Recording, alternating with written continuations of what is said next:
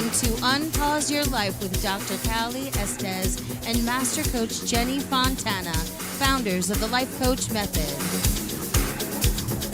Each one of our uplifting and deep dive episodes is geared to help you tackle the things that hold you back from having the most magnificent life you deserve.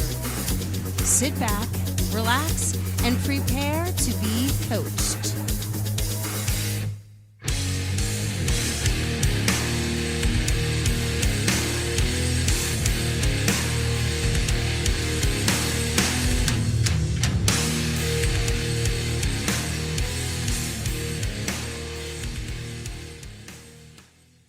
You are listening to Unpause Your Life with Dr. Cali Estes and Master Coach Jenny Fontana. We are excited today to talk about distractions in your life. Jenny and I were sitting here. We have plenty. We have plenty. Jenny and I were sitting here talking about what types of topics we could do, and the dogs are barking and the phone is ringing, and it's just like life. So we're going to talk about how to handle the noise. Right, Jenny? Right there with you. Okay, so let's talk about some of the issues that we have on a daily basis that are distracting. What's your biggest distraction when you're trying to work and be focused and get the things done you need to do? So being blessed enough to work from home right now is fantastic. But my biggest distraction, not only as, a businesswoman and doing my job, is being in the home, thinking of the laundry, thinking of the dinner, trying to remember to start the crock pot at 10 a.m. While I'm in the middle of doing something else, thinking that I need to work on household functions, all of that while I'm technically in the office, quote unquote, in the office. It was easier jumping into an office setting away from the home. You're not there looking at all of the things that you would be getting done if you were in the home. Trying to balance those. I think work-life balance, something everybody struggles with, because you have like the duties you're supposed to do, and then you have work. Like, as a woman, generally society says you need to feed your family. You need to go to the grocery store. You need to prepare the meals. You need to keep the house clean, the children fed, the children clothed. They shouldn't be running around naked. These are things you're supposed to do. Oh, and by the way, here also do this job uninterrupted for your boss and collect a paycheck. So it's a lot of things dumped on, the modern woman. Wouldn't you say? Absolutely. And I think that pressure and maybe some of the pressure we still keep on ourselves, that we need to learn to let go of the guilt and the disservice that we're doing to ourselves, because the idea of being there in the household, to have dinner cooked at 5 p.m., to have the kids' lunches packed before school, was when women were in the house. That was their number one function, which is fantastic. And, but finding out that you want more, that you deserve more if that's what you want and you're going for it, being able to navigate the day through the noise and through the distractions, even if it's you're talking on a Zoom meeting and the FedEx delivery shows up at your door and the dog goes crazy, or the doorbell rings because you have to sign for it. I mean, the things that happen from the home now, you're running everything. You're running your businesses from your home. You just described my life with the clients yesterday. I had 5 hours of clients. I'm on the call. I have my headset in, and the FedEx guy comes, right? So I have 3 dogs. The Chihuahua will kill anything within 900 feet of the house. So he's going nuts. The Dachshund puppy sees the Chihuahua going nuts. So now he's going nuts. And the Min Pin is like, well, what the hell? I might as well join in. So I have 3 dogs, and I'm on the call, and I just said to the client, I'm sorry, hold on, it's the FedEx guy. And she goes, I totally get it. I have a 5-month-old. So she completely understood that, life happens, but not everybody is forgiving or accepting of life happens. They expect us to be a certain way. You should plan for the FedEx guy. You should plan for when you go to the grocery store and they're out of potatoes. You should know that, because if you're making stew and it's not there, you should be able to pivot and go, okay, I'm going to buy noodles instead of potatoes. It's like we have this expectation that we should know all of these things happening all simultaneously. And then you throw in things like COVID and everybody's upside down, you know, products not coming, things are not getting delivered. You're doing things with, you know, part of the product that you should be. So these are things, you know, in life that just, they cause anxiety, they cause depression. And then we end up at the doctor on Xanax because we can't manage our lives. We come in and we say, I'm distracted, I'm overwhelmed, I can't concentrate, I can't focus. And you have one doctor going, here's a Xanax, and you have another doctor going, here's an Adderall. And then you end up on something, addicted to something, and I end up with that as a client because they say, you know, I didn't have a problem, but I was so distracted with my life and I was just couldn't focus. They put me on Adderall, and they go, my clients say it was amazing. I got everything done. I'm sleeping 4 hours a night. I'm cooking, I'm cleaning, I'm having sex with my husband. My kids have been dressed the best they've ever dressed. Their homework is done. I'm getting all this stuff done at work. And I go, that's great. In 2 weeks, when you crash, we're going to have a conversation. And I actually have a client going through this right now. She just tried to get off of Adderall and it's complete opposite, can't get out of bed. So one of the things we do is we reach for helpers, mommy's little helpers, to get through the day. So I always discourage my clients, you can't fix a social problem with a medical device. You're trying to fix distraction and overwhelm by taking an Adderall to focus. So what are some things you do to focus? Because you have 2 kids. I just have 3 dogs and a husband, which is a kid. I guess I have a kid. I have a big kid. What do you do? I think one of the things that helped me would be delegating. So, you know, I am in charge of getting the kids to school. I'm in charge of getting the kids home from school, I would say 99.9% of the time. If I know that my husband's going to be coming home on his way past school, having him give me the call and say, hey, you don't have to stop work. I'll get the kids because I'm on my way at this moment. That keeps me focused on the task I'm doing. I don't have to, you know, push the pause button on my job to pick up the kids from school, come back, and then have to shift gears again. You know, maybe it's having a meal plan already set up that I can say to him, I've got to work this evening, so here's the recipe. Everything's in the fridge. You and the kids, you go put dinner together. You know, delegating things out so that I can keep up with what I need, what I need to do most important for that time frame. That's great. And my husband and I have a rule. I'm not allowed to clean the house because it takes me 3 times as long as the average person to clean because I get distracted. I'll start cleaning and all of a sudden something will pop in my head and I'll go, you know what? I need to write that down. I need that for content for the website. Or I need to make that phone call. I need to call that client back. Or, oh my goodness, I got to submit this insurance claim for a client. And I'm cleaning. And what happens? I stop and I start working. So it takes me 3 hours to clean the kitchen. It takes him 20 minutes. So we have a rule in our house. He does the cooking, the cleaning, and the laundry because I am really bad at it. I shrink everything. Half the stuff's not clean like it's supposed to be. And I can't cook. So we know this. And I'm a big proponent of delegating because in business, they do it all the time. You do what you're good at and you hire somebody that's better at the things you're not good at so that you have more time to do what you're really, really good at. And think about it. If you hate doing the laundry, what are you going to do? You're going to procrastinate, you're going to stall, you're going to wait, and then you're going to have 15 loads of laundry and you're going to be completely overwhelmed because that's a 2-day process. And if you're like me, you throw it in, you forget it, then it smells moldy, then you got to redo it. Then you throw it in the dryer and it's all wrinkled, and then you got to redo it. So it's easier to say to someone, help me with this task.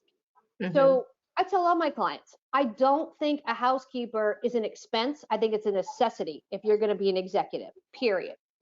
Whether it's your husband helping you or a professional housekeeper coming in to do the work, you need backup. You need help. It's very difficult to not have that partner or that backup. Agreed. And I think one of the best ways to organize, especially with the family unit, is to have, you know, a command center. somewhere centrally located, kitchen, dining area, even a hallway, somewhere where you can put up the things so that everybody can see it in the house. As kids get older, even little kids can be responsible for things like sorting and matching up socks and, folding towels and things like that. But this way it gets, for me, the biggest obstacle is that it's all in my head. And then I have to explain it to somebody else to get them to do the job that I probably could have done, but then at the downfall of what I really need to spend my time on. So having it all visually there for the whole family to go, you see a need, you complete a need.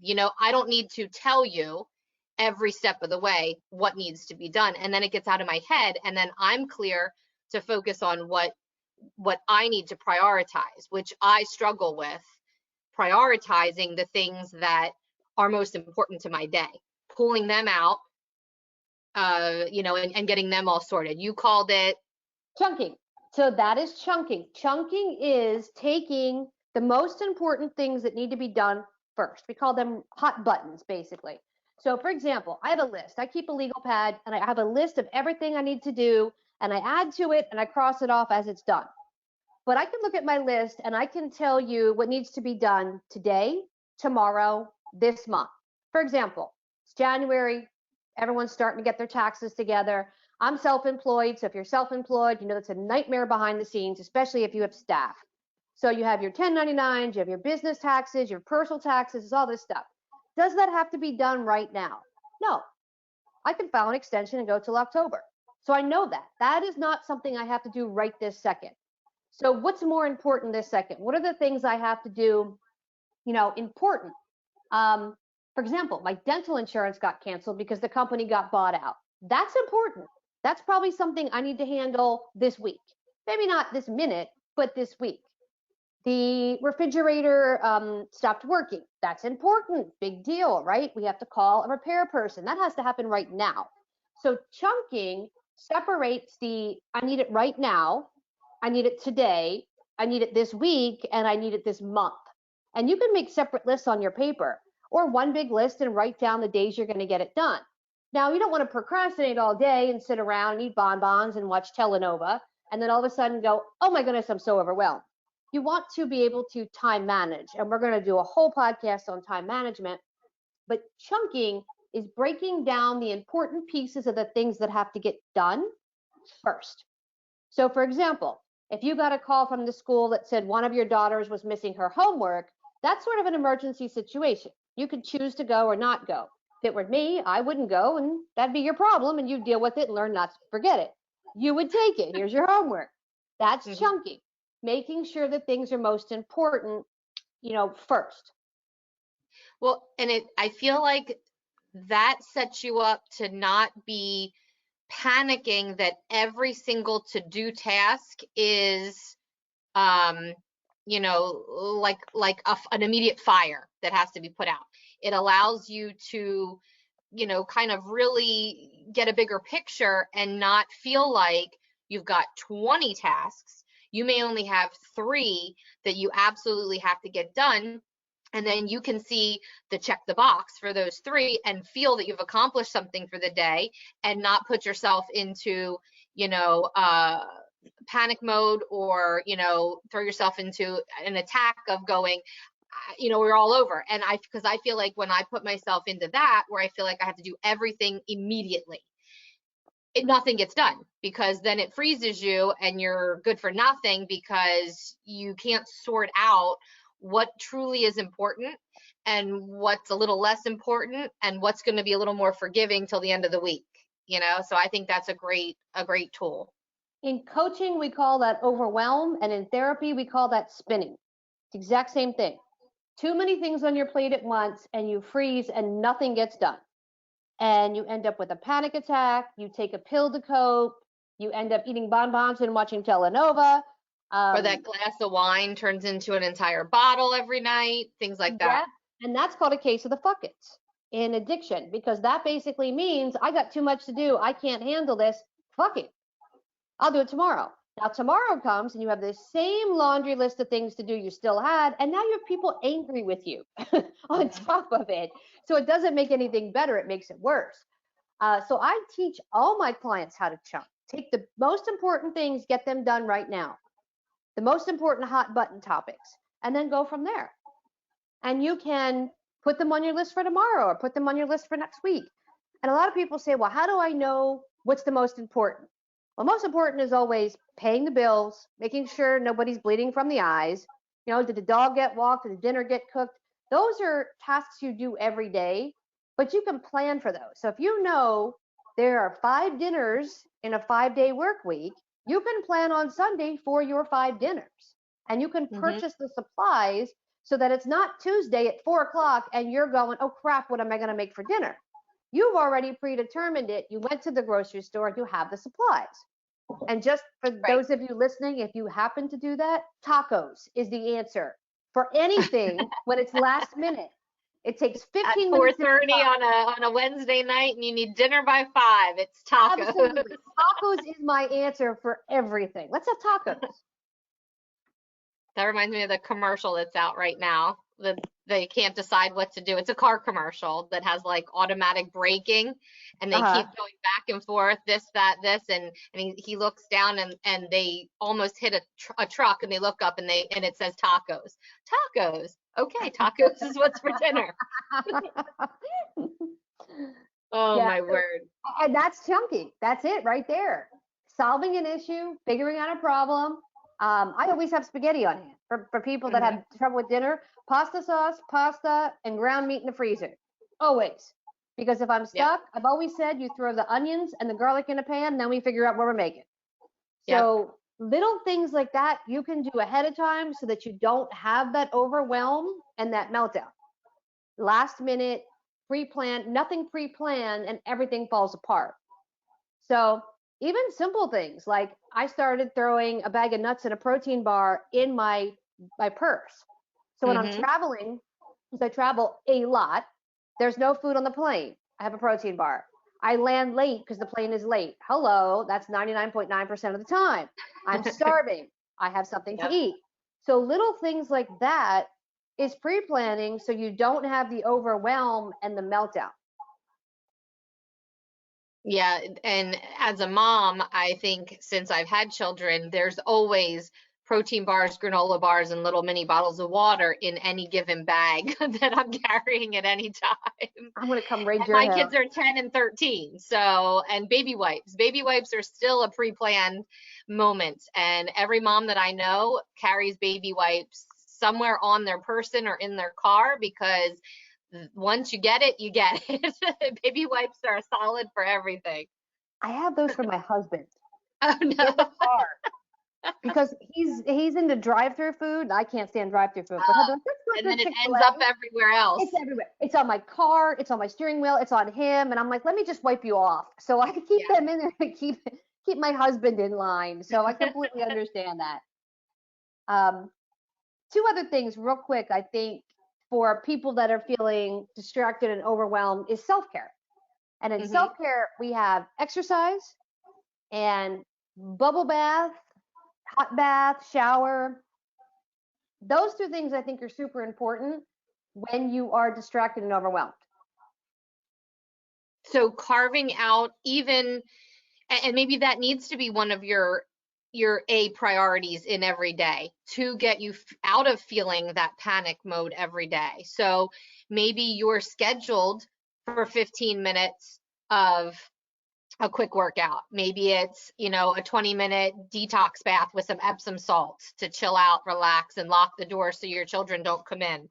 Not that ever happens in my house. Even prioritizing one meal, like if you're grab and go all day long, but one meal you sit down and you're actually present with the food you're eating. That's self-care. I don't do that. too. I need help with that. I'm the sink eater. I think like every executive is either 5-star restaurant or eating over the sink. There's like no in between with us. It's crazy. Yep, you need to be present with your food sometimes. I gotta work on that. it's just acknowledging that you're doing nothing else but eating, even if that meal is a 2-minute smoothie that you put together, but it's that at that minute you're focusing on the smoothie, everything you've put into it, all the nutrients, all the nourishment you're going to get to it from it, and just being present for that 5-10 minutes that it takes you to drink it. And I know our listeners can't see us, but I'm eating a protein bar while I'm podcasting. That's I call okay. it multitasking. Multitasking. I am present in the podcast with a protein bar. That is the story of my life.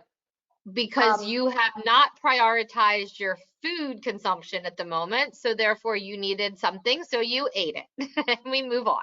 That would be correct. That would be correct. So one thing my clients also ask me about exercise is time. They don't have an hour. And I'm a master at squeezing in exercise throughout the day in 5 to 10 minute chunks. And that's all I want to do is 5 to 10 minute chunks of exercise. Well, you have to do multiple chunks, not just one 5 minutes. So 1 5 minutes isn't enough. So yes. So for example, you're loading the dishwasher. Instead of bending from the back, bend from the hips and legs and do a squat, put the dish in, come back up, do a squat, put the dish in. You'll knock out 15 squats before you even realize you did it and you loaded the dishwasher. So I do things like that. If I'm standing in line at Target, I'm the crazy person stretching behind you. I'm that person doing yoga in the airport. I have actually witnessed that, so I can attest to that. That is me. Little things like that. Zumba. I'll put the YouTube on and I'll do one Zumba song. It's 3 minutes. I got one song in. And I tell myself I'll do 5. Sometimes I shoot for 5. That's 15 minutes. It's very simple little things like that. Quick little bursts of exercise are actually better than a full hour at the gym. So, and I think for me, my biggest distraction with exercise that long is that I'm thinking of all the things that seem more important at the time, that I don't want to commit an entire hour to exercise because I've got that list of stuff that still has to happen. So finding those pockets of 5 and 10 minutes, even 3 times throughout the day, is going to be a heck of a lot easier, because you're going to stop that hour-long workout routine halfway through because you feel so distracted. At least that's what I find. And the exercise gives you a serotonin dopamine boost, which is the happy chemical, which makes you feel good. If you feel good, you feel more motivated to tackle the list. So one of the things I have my clients Google is death squats from Mike Tyson. It's a jailhouse exercise. I love them. And you take 13 pieces of paper and line them up. And you squat at the first piece of paper, pick it up, take 2 steps, squat, drop the paper, stand up, squat, pick up the paper, stand up, squat, drop the paper, or pick up the second paper, move to the third one. And by the end, if you can do all 12 of those or 13 pieces of paper, you've done 350 squats. And squats are core. They do all your leg muscles, they do your abs, they do your back. So if you have time for nothing else, 10 minutes doing that is better than doing nothing. Even if you're binge watching Netflix, you can do that while you're binge watching Netflix. I think I'm in the minority saying this. I might get some boos, but I love burpees. I actually love burpees because what is wrong with you? It is because if I have 5 minutes, it is a full on hitting every single large muscle group exercise, plus the cardio of getting your heart rate up for the motion and the movement of it, that I feel like I've at least accomplished something if it's just burpees. So how many burpees do you do at a time? 50. Okay, so I'm going to text you every day to see if you've done your 50 burpees. Okay. All right. You say that now. Better be game on. I'm going to text you. We can even FaceTime so I can do them as we. Oh, I've got a bad knee and a bad shoulder. I cannot do burpees at all. Too much pain. Oh, but regardless of whatever exercise you do, I love the idea of basically using that concept of chunking, almost prioritizing a few movements a couple times a day in your self-care even. I love that idea. Chunking is the solution to pretty much everything when you're overwhelmed.